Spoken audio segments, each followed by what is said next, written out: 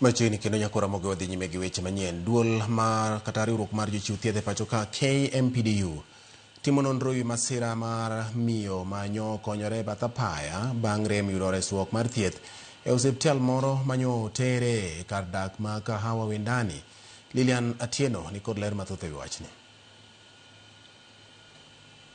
Nasi mtoto ameshatoka, huyo ninaona ametoka. Picha gi onyuolo paro mathoth ewi ratiro mar thieth. This is very wrong. Why? Unatufukuza. Why? Nimesema tusalishe. Na mtu amezalia nje kwa hospitali yako. Nimesema atusalishe. Na si tupe gloves tumsaidie. Kamiyo maja higni 20 konyore bathio kilomita machuo kowuok e od thieth ma Kahawa Wendani. Hata sasa nageni ilitukarai. Aliweza kukunja hiyo kitambaa chake na akapiga magoti akajisalisha. Baada ya kusalisha kuna mwenye alimpata. Nyocho chunolea wuotho kende nyaka od thieth mani machiegni kode bang' winjo rem mar muoch. Ilikuwa usiku na kuna baridi. Sasa huyo mtoto alikuwa anatetemeka, huyo mama mwenyewe alikuwa anatetemeka. Midhiero maleo kadhie kelo penjo mathoth ewi yore yudo thieth e pacho ka, luoro kod bedo motang' gi ngima dhano. Nikamwambia wewe tusaidie gloves, basi sisi wenyewe tusaidia.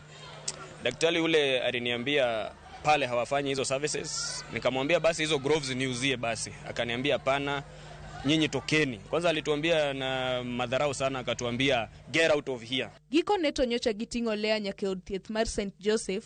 Kanyono miyo kod nyathine no yudo kony kowuok kuom ji machuny gi ng'won. Ne wadok mar yudo duoko kowuok e osiptal manyocha miyo no donje mokwongo to ok oyudo resruok. Clinician had a patient, had another child who had febrile convulsions. So the only thing I said, we don't offer maternity services. If you want to deliver the baby, go somewhere like St. John's and get the service there. Duol mar jochiw thieth KMPDC ose osiptal no kendo yango ni nyaka giduok penjo ewi midhiero no. We have confirmed that this facility is registered as a level 3B that should have capacity to provide emergency stabilization services, and due to that reason the facility has already been earmarked for closure.